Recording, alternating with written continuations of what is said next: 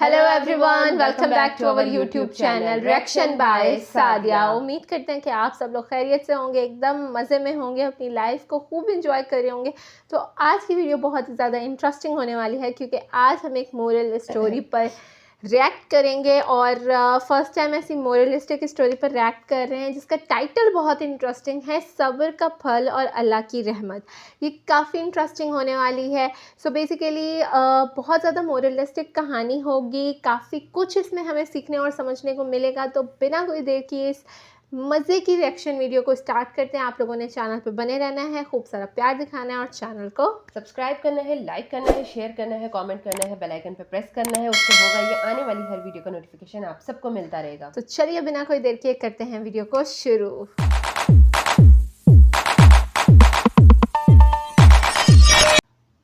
कहानी एक छोटे पसकून गांव की है जहां एक सादा सा किसान रहता था जिसका नाम रहमत था। वो अपनी नेक दिल बीवी नूर के साथ रहता था। रहमत कम बोलने वाला मगर मेहनती आदमी था। वो अपनी जमीन में काम करते हुए खुश रहता और यकीन रखता था कि हर बूंद पसीने की जो जमीन में गिरती है वो दरअसल दुआ की सूरत में आसमान तक जाती है। नूर भी अपने नाम के मुताबिक एक ईमानदार और नेक खातून थी। उसका चेहरा रोशनी से भरा हुआ और दिल सुकून और इत्मीनान से धड़कता था। मुश्किलात के वक्त उसका हथियार दुआ और अल्लाह से खालिस दरख्वास्त थी। अच्छा शरीफ रहमत कपल और है। नूर एक छोटे से टुकड़ा जमीन पर रहते थे जो रहमत को अपने वालिद से विरसे में मिली थी। वह दोनों मिलकर जमीन में मेहनत करते और जिंदगी की बुनियादी जरूरतें पूरी करते। एक साल रहमत की बूढ़ी माँ शदीद बीमार हो गई और इलाज के लिए बहुत पैसे दरकार थे।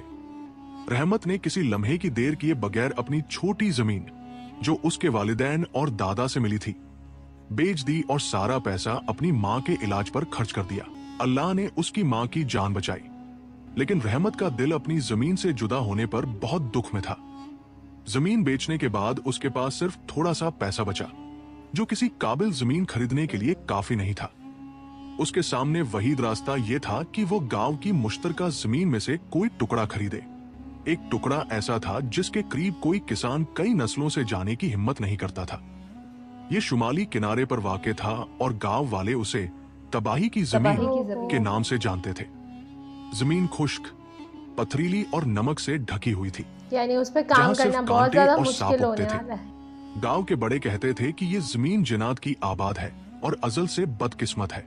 जब रहमत ने ऐलान किया कि वह तबाही की जमीन खरीदने वाला है तो गांव के लोग सब हंस पड़े और उसका मजाक उड़ाने लगे। उसके पास से गुजरने वाले सबसे अमीर और गुरूर वाले किसान जावेद ने तंज करते हुए कहा, रहमत, क्या तुमने अपना दिमाग खो दिया?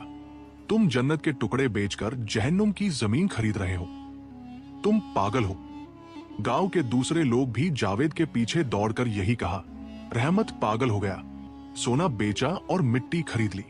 रहमत ने इनकी बातों पर कोई रद्दे अमल नहीं दिया बल्कि खामोश अज़्म के साथ अपनी राह जारी रखी और जमीन खरीद ली। शाम को वो अपनी बीवी नूर के पास वापस आया जो दिल की धड़कन के साथ उसका इंतजार कर रही थी। रहमत ने कहा, नूर, मैंने हमारे लिए नई जमीन खरीद ली है। नूर ने जोश और वल्वले से पूछा, अल्लाह हमें उसमें बरकत दे। कहाँ है ये जमीन? रहमत उदास होकर बोला, ये तबाही की जमीन है। एक गहरी खामोशी छा गई।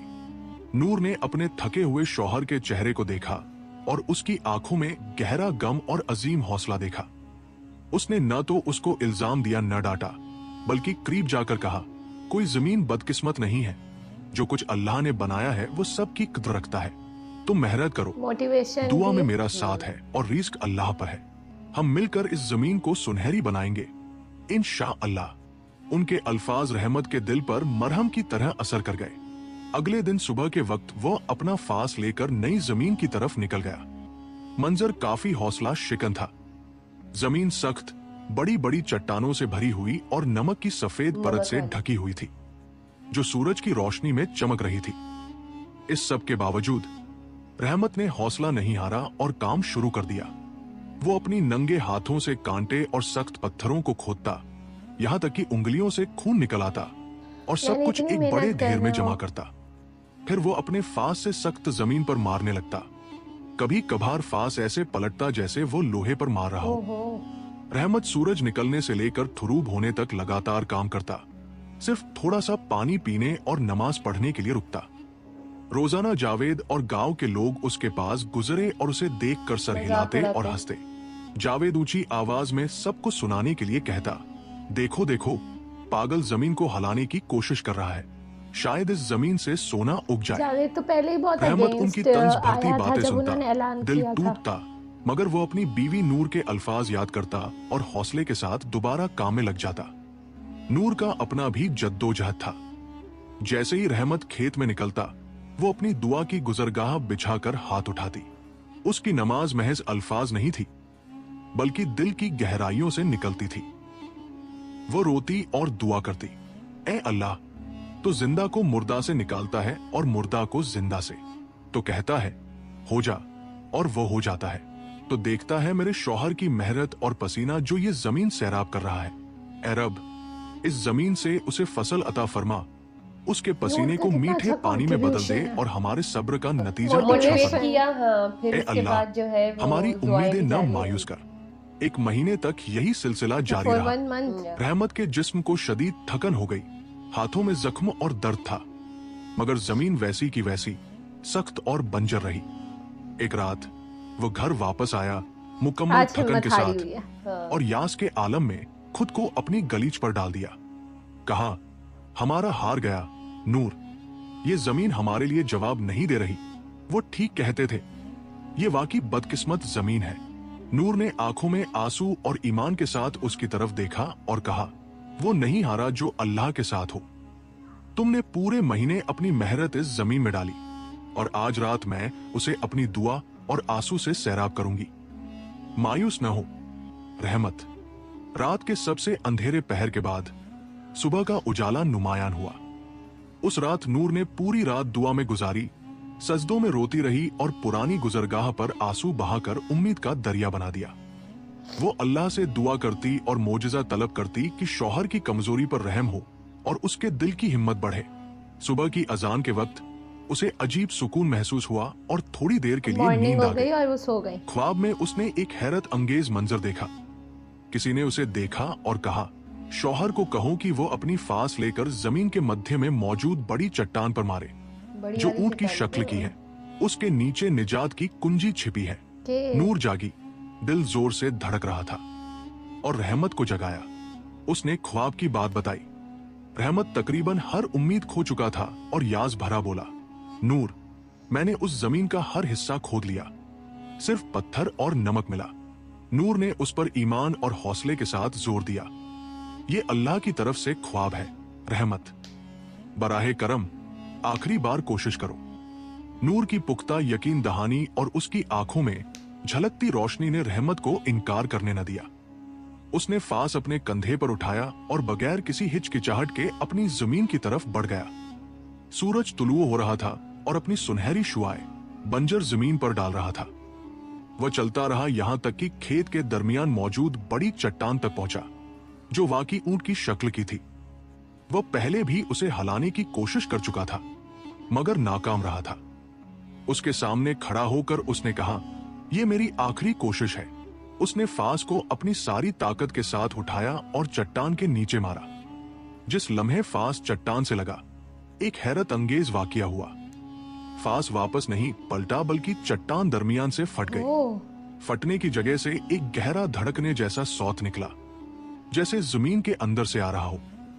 फिर फटी हुई चट्टान के बीच से साफ और मीठा पानी कूटा, जो गांव के लोगों ने अपनी जिंदगी में कभी न देखा था। ये पानी आम पानी नहीं था, बल्कि धूप में चमकते हुए ऐसे लग रहा था जैसे पिघला हुआ चांदी का टुकड़ा हो।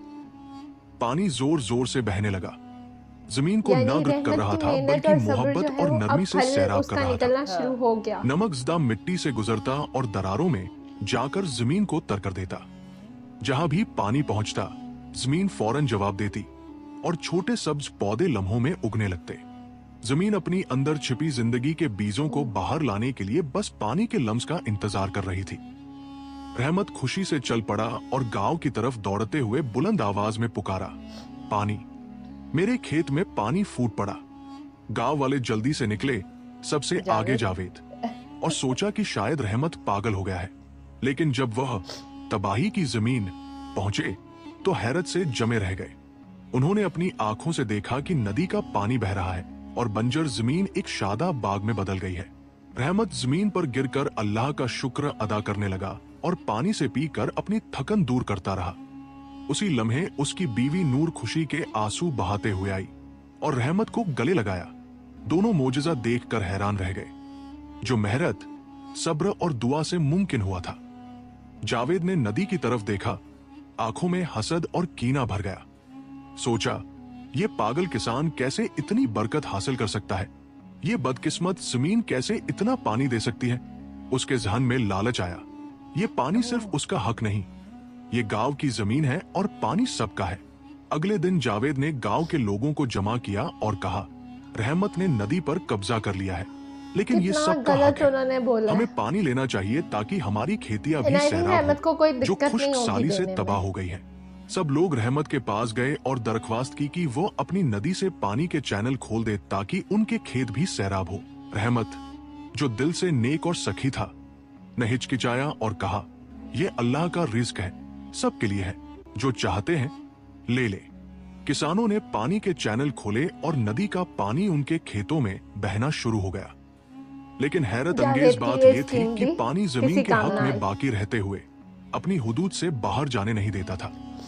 रहमत की जमीन की बरकत इस हद तक बढ़ गई कि रोज बरोज जमीन सब्ज और शादाब होती गई। दूसरी तरफ गांव के खेत, जो नदी से पानी लेते महज अपनी जिंदगी बरकरार रख सकते थे और किसी मोजज़े की उम्मीद नहीं रखते थे। रहमत की जमीन इस कदर खुशहाल हो गई कि उसमें सुनहरी गेहूं के बड़े बड़े दाने उगने लगे और फलदार दरख्त ऐसे लगे जिनके मीठे फल गांव वालों ने अपनी जिंदगी में पहले कभी न चखे थे। उसकी जमीन एक छोटे जन्नत की मानिंद बन गई और हर कोई अपनी आंखों से देखने आता कि अल्लाह कैसे बंजर जमीन को जरखेज कर सकता है। जावेद, जो अमीर और हासिद था, ये सब देखकर अंदर से जल गया। उसके जहन में यह बात नहीं आ रही थी कि यह कैसे मुमकिन हुआ। उसका ख्याल था कि जमीन या रहमत में कोई राज है, या शायद नूर की दुआ में कोई जादू है, लेकिन असल राज तो जमीन की मिट्टी में छिपा था। ये मिट्टी बाबरकत और जादुई थी। एक तारीख रात, जब चांद भी नजर न आ रहा था, जावेद ने अपनी शैतानी मंसूबाबंदी की। वो और उसके कुछ मजदूर रहमत की जमीन पर घुस आए। सबसे जरखेज हिस्से से जमीन के काट भर कर ले गए और अपनी बेहतरीन खेतियों में बिखेर दिए। वो सुबह के ख्वाब देख रहे थे कि उनके खेत सोने की फसल से भर जाएंगे।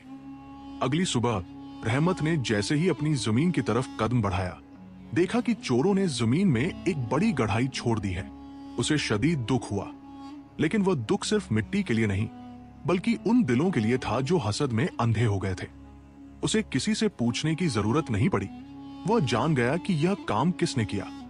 रहमत ने आसमान की तरफ हाथ उठाया और कहा, हस्बिल्लाह व नेमल वकील, ए अल्लाह, रास्ता दिखा दे और हर बीमार दिल को शिफा दे। फिर उसने फास उठाया और गढ़ाई को भरना शुरू कर दिया, जो एक हैरत अंगेज मंजर था। जावेद सुबह जल्दी उठा और अपने खेत की तरफ दौड़ा ताकि अपनी हरकत के नतीजे देखे। कुछ तो हुआ लेकिन वहां होगा। पहुंचकर वो हैरत से जमी रह गई। उसका चेहरा जद पड़ गया। सब कुछ खाक और राख में बदल चुका था। हर जगह जहां मिट्टी उसकी छीनी गई थी, जमीन गई। वो खुश्क, क्योंकि उसकी नीयत सख्त और साफ नमकीन हो नहीं गई थी। सब्ज खेत खुश्क होकर जल गया था। जरखेज मिट्टी का मुकाम तबाह हो गया था और जावेद की चोरी के नतीजे में बरकत खुद लानत में बदल गई थी। जावेद ने मायूसी में चीखा, जिसकी आवाज गांव के कोने कोने में गूंजी। उस लम्हे उसे अपनी गुनाह की शिद्दत का एहसास हुआ और समझ गया कि राज कभी मिट्टी में नहीं, बल्कि दिल में होता है। जो लालच से अंधा हो जाए, वो कभी बरकत नहीं पा सकता। खबर रहमत तक पहुंची, मगर उसने खुशी या इंतकाम नहीं महसूस किया, बल्कि जावेद पर हमदर्दी महसूस की। वो अपनी जड़ी हुई नदी से पानी का एक बर्तन लेकर जावेद के खेत की तरफ गया। जावेद को वहां बैठा पाया, मिट्टी पर राख बिखेरते हुए और बच्चे की तरह रोते हुए। रहमत जावेद के सामने खड़ा हुआ और कहा, जावेद उठो। बरकत भाई न मिट्टी में है न पानी में, बल्कि वो अल्लाह का राज है जो सब्र करने वाले दिलों में बसता है। तुम्हारे पास अच्छी जमीन थी मगर तुम्हारा दिल सख्त था, हालांकि जावेद जो है और मेरे वो पास यहाँ का मुर्दा जमीन अमीर थी मगर किसान मेरी था, बीवी का लेकिन दिल उसने दुआ से जिंदा नाशुक्री था। कर ली। तुमने मेरे रिस्क पर हसद किया और अपने पास जो कुछ था शुक्र करना भूल गए।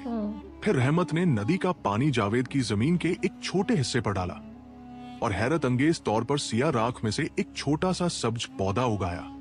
ये इस बात की अलामत थी कि उम्मीद अभी बाकी है और तौबा व रहमत का दरवाजा हमेशा खुला है। जावेद ने नदामत में आंसू बहाए और रहमत से माफी मांगी। उस दिन के बाद वो बदल गया, अपनी बाकी जिंदगी मेहनत में गुजारी, अपनी जमीन की इस्लाह की और रहमत से सब्र और ईमान का दर्स सीखा। रहमत और नूर की जमीन अल्लाह ने बरकत दी और वो खुशहाल जिंदगी गुजारने लगे। वो अपने खेत का फल गांव वालों के साथ बांटते और कहानी ये सिखाती कि मेहनत और दुआ ही जमीन पर जन्नत के दरवाजे खोलते हैं। और यूं हमारी कहानी खत्म होती है। जी गाइस, तो हम लोगों ने देखा कि ये थी कहानी सब्र का फल और अल्लाह की रहमत, जिसमें हमें मोरल ये मिला है कि आपको एक तो सब्र करना है, दूसरा शुक्र करना है और मेहनत नहीं छोड़नी और हसद और जलन वो नहीं करनी, वरना आपके पास जो कुछ होता है वो भी चला जाता है, जिस तरह के जावेद के साथ हुआ। बहुत ही ज़्यादा जो है वो अमेजिंग एक किस्सा था। और कहानियाँ अगर आपको पसंद है तो इसी तरह की इंटरेस्टिंग कहानियों पर भी रिएक्शन आपके लिए लाते रहेंगे। उम्मीद करते हैं आपको वीडियो पसंद आई होगी। अगर आपको वीडियो पसंद आई है तो चैनल को सब्सक्राइब करें, वीडियो को लाइक करें, शेयर करें, कमेंट करें, बेल आइकन पर प्रेस करना नहीं भूलिएगा। मुलाकात होती है नेक्स्ट वीडियो में। Till then bye bye, take care.